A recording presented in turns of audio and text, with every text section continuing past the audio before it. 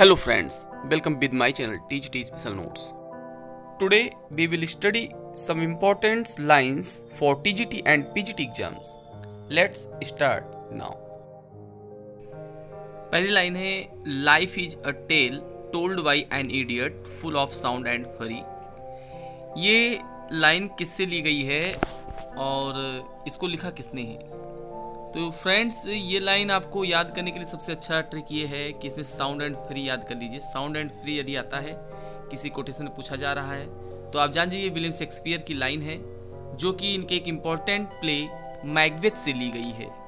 कह रहा है life is a tale told by an idiot. किसी मूर्ख के द्वारा ये कहा गया है कि जीवन एक ऐसी कहानी है, एक ऐसी पहेली है full of sound and free, जो रोष एंड कोलाहल से भरी होती है। फ्रेंड्स, ये एक फेमस सोलोक्यू है, मैकबेथ से ली गई है ये। इस लाइन में केवल आपको साउंड एंड फ्री यही याद रखना है और इससे आपको ये लाइन याद आ जाएगी कि ये एक फेमस प्ले मैकबेथ से ली गई है, जो कि शेक्सपियर ने लिखा है। दूसरा इंपॉर्टेंट कोटेशन है cowards die many times before their deaths, the valiant never taste of death at once. इसका मतलब ये हुआ कि जो कायर लोग होते हैं वो अपने समय में बिफोर देयर डेथ, अपने मृत्यु से पहले कई बार मरते हैं, क्योंकि उनकी जो कायरता होती है उनको जीते जी कई बार मारती है। द वैलेंट, लेकिन वैलेंट मतलब सूरवीर, जो बहादुर लोग होते हैं, never taste of death at once, वो केवल मौत उनको केवल एक ही बार आती है। ये फेमस लाइन जूलियस सीजर, जो कि एक powerful Roman political and military leader है, उसके द्वारा ये कही गई लाइन है। तीसरा कोटेशन है all the words a stage. William Shakespeare ने बहुत ही खूब कहा है कि ये संसार एक प्रकार का रंगमंच है। तो फ्रेंड्स, ये बहुत ही इंपॉर्टेंट लाइन है, इसको आसानी से याद किया जा सकता है। ये किस प्ले से लिया गया है? ये शेक्सपियर का जो एक प्ले आया था एज यू लाइक इट, ये बहुत ही फेमस प्ले था। ये उसी प्ले का एक लाइन है। ये एक्ट सेकेंड और सीन 7 में इसको दर्शाया गया है। इस प्ले में एक करेक्टर है जैक्वेस। जैक्वेस जो है ये ड्यूक सीनियर से बोलता है ये लाइन कि all the words a stage and all the man and women merely players. तो फ्रेंड्स, इस लाइन को याद रखिएगा। चलिए नेक्स्ट देखते हैं। If music be the food of love play on. ये भी एक फेमस लाइन है, जो शेक्सपियर का एक फेमस प्ले था ट्वेल्थ नाइट, उससे लिया गया है। शेक्सपियर का ऐसा मानना था कि प्रेम या संगीत के माध्यम से प्रेम की भावनाओं को या अपने अंतरात्मा की भावनाओं को व्यक्त किया जा सकता है। ट्वेल्थ नाइट विलियम शेक्सपियर की एक कॉमेडी थी, जो ये एबव क्यूटेड लाइंस जो ली गई है एक्ट फर्स्ट सीन फर्स्ट से ली गई है। इसमें ड्यूक और सीनो ओलिविया से प्रेम करता है। ये ओपनिंग लाइन है ट्वेल्थ नाइट की। तो कहता है कि यदि संगीत प्रेम का भोजन है, खाद्य है, तो इसे प्ले ऑन, इसको जारी रखो। आइए नेक्स्ट लाइन देखते हैं। The rest is silence. अब सब कुछ शांति है। ये फेमस लाइन शेक्सपियर की एक ट्रेजेडी है हेमलेट, उससे लिया गया है।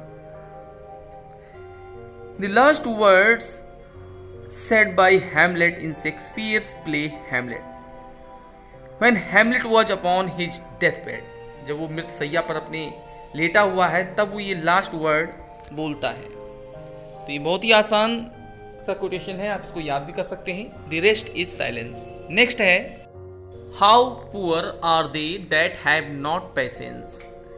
वह लोग कितने गरीब होते हैं, असहाय होते हैं, जिनके पास धैर्य नाम की कोई चीज़ नहीं होती। ये फेमस कोटेशंस कहाँ से लिया गया है?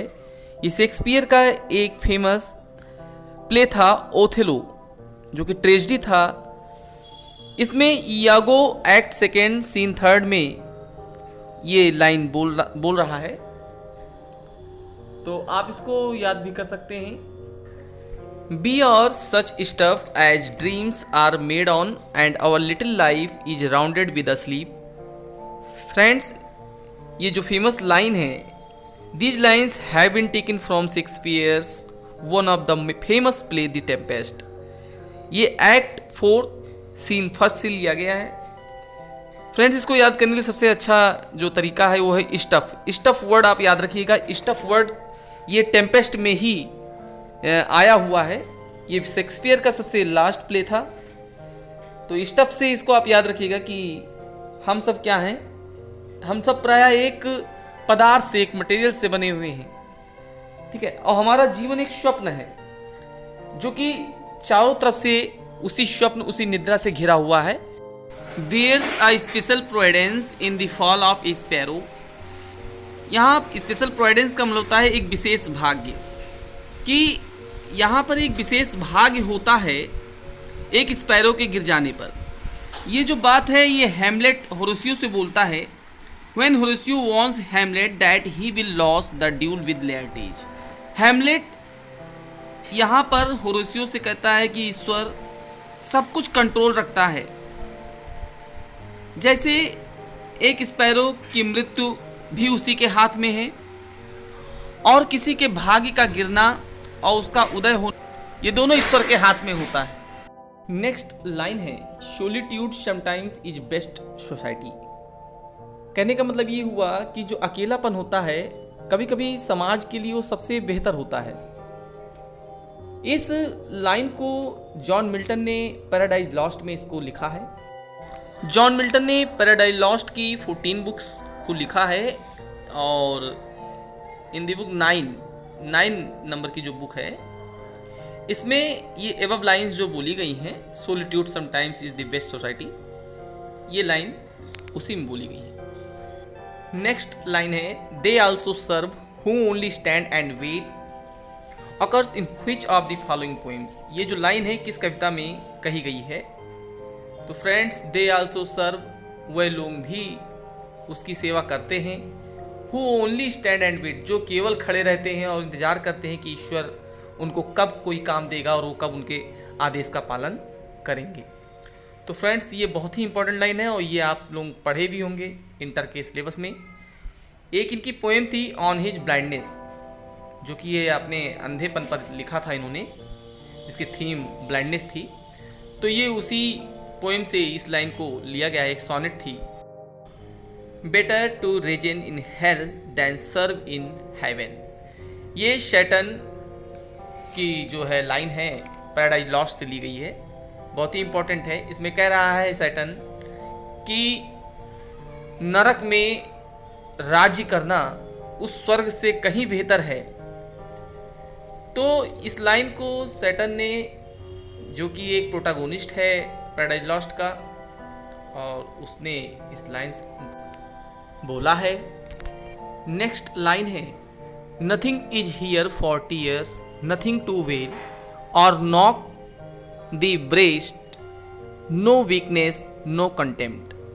बहुत ही इंपॉर्टेंट लाइन है और ये फेमस लाइन ली गई है सिम्पसन एगोनिस्ट से, जो कि मिल्टन की रचना है। मिल्टन इस लाइन में कहते हैं कि nothing is here for tears, ना तो यहाँ कुछ आंसू बहाने के लिए है, और नथिंग टू वेल, और ना ही दुख और विलाप करने के लिए है, और नॉक द ब्रेस्ट, न सीना या छाती पीटने के लिए है, नॉट वीकनेस, और ना ही कमजोरी दिखाने के लिए है, नो कंटेम्प्ट, और ना ही तिरस्कार की भावना व्यक्त करने के लिए है।